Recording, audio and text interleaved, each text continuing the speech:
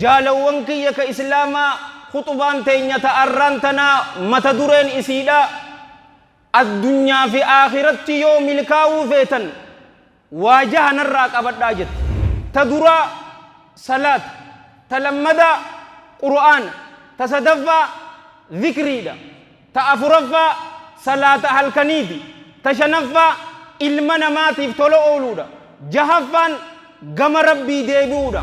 Ni salaata yeroo isii dabarsee salaata nama saniini Allahan jalla jalaalu wayniitu sii jira laga jahannam keessatti boolla argamtu isii saniitu sii jira salaata isa dabarte hin sheenawu salaata isa as dhufu jirtuuf ammoo gammachuun qabu namni akkas ta'e cufaatu kanaatu isa eeggata.